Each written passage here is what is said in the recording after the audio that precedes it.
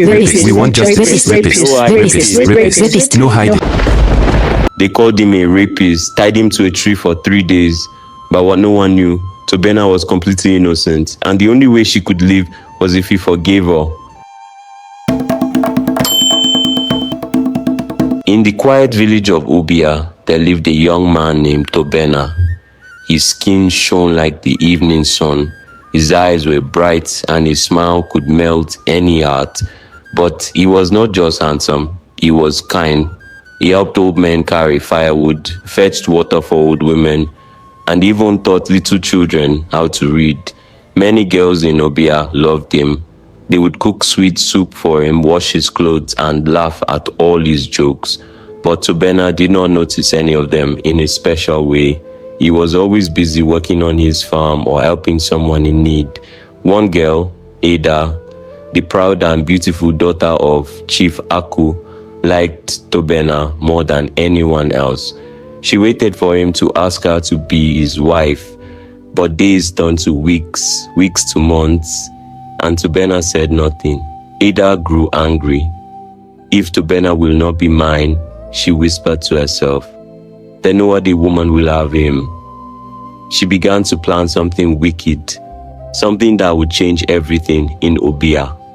Ada first tried to win Tobenna's heart. She wore her best clothes, cooked the tastiest meals, and even went to the native doctor for charms, but nothing worked. Tobenna was polite, but he did not treat her differently from anyone else. One night, Ada sat in her room thinking, I have tried kindness, but now I will use a plan he cannot escape from. She smiled to herself, an evil smile. The next morning, she went to the stream and saw some women talking about Tobenna. He's such a good man, they said. Ada clenched her fist. You will all hate him soon, she thought. Her plan was ready. She would lie to the whole village. And once her lie was told, everyone would believe her because she was the chief's daughter.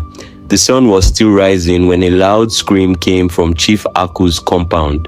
Help! Help! Somebody help me! It was Ada. People rushed to the village square. Ada came running, her wrapper loose, her hair scattered. She fell to the ground crying loudly. Tobenna tried to force himself on me. He came into my room. I shouted and he ran away. The villagers gasped. Chief Aku's face turned red with anger.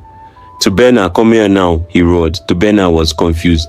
Me? I have never even entered your house. But Ada pointed at him and swore in front of everyone. It was him. Before Tobenna could explain, the villagers grabbed him. His mother screamed, leave my son alone. But no one listened. They tied Tobenna to the big tree in the village square. Some people shouted, shame on you. Others threw sand at his feet. Children whispered, I can't believe it. Tobenna's heart broke. He had done nothing wrong, but no one believed him. His mother knelt before Chief Aku. Please, my son is innocent. But Chief Aku turned away.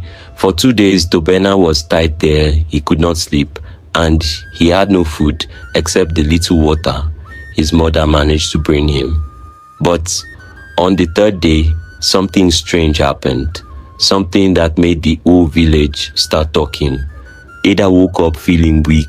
By afternoon, she could not walk. Her skin became hot like fire and her lips turned dry.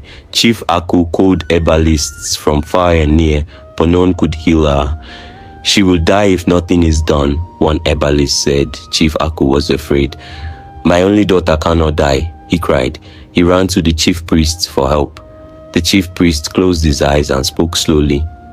This sickness came because of a lie. Your daughter lied against Tobenna. The gods are angry. The chief priest continued. The only cure is for her to confess the truth in front of the whole village and for Tobenna to forgive her. If he refuses, she will die. Chief Aku was shocked. His daughter had lied, but when he asked Ada, she began to cry. Yes, Papa, I lied because I wanted him to marry me. The news spread quickly. People whispered, so Tobenna is innocent? Some felt sorry for him, but others said, it is too late. The shame has already been done. Chief Aku went to Tobenna, who was still weak from being tied to the tree. My son, he said softly. Please forgive my daughter so she can live. But Tobenna looked away. She destroyed my name. She made the whole village hate me. Why should I forgive her? Tobenna asked. The next day, Chief Aku came again. This time he brought gifts, bags of yams, goats, and a bag of coins. Tobenna, take this and forgive her. She will die without your mercy. But Tobenna refused. You cannot buy forgiveness, he said. The chief offered more, 2 plots of land and more money. Tobenna's mother begged him. My son, do it for peace. Let the gods see your kindness. Still, Tobenna was silent. The whole village waited to see what he would decide. Would Tobenna save the woman who nearly ruined his life? On the 7th day, the village square was full. The chief priest had called everyone. Ada was carried out on a mat, too weak to stand. Her voice was low but clear. People of Obia, I lied against Tobenna. He never touched me. I only wanted him to be mine. Gasps filled the air. People looked at Tobenna. The chief priest turned to him. Will you forgive her? Tobenna stood still. All eyes were on him.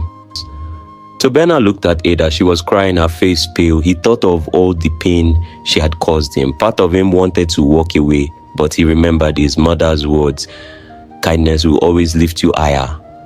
I forgive you, Ada, Tobenna said slowly. The crowd cheered. The chief priest nodded. Now she will live. Ada's color began to return and she sat up. But the chief priest added, the gods also say Tobenna must marry her. The crowd went silent. Tobenna's eyes widened. At first, Tobenna did not want to marry Ada. But his mother begged and the chief promised to make things right. In the end, Tobenna agreed. The wedding was held a month later. Even though Ada got what she wanted, she never forgot the shame of her lie. She treated Tobenna with respect for the rest of her life. The villagers learned a big lesson. A lie can destroy, but forgiveness can heal. If you love this story, kindly share, subscribe, like, and comment your opinion. Thanks for watching. See you next time. Bye.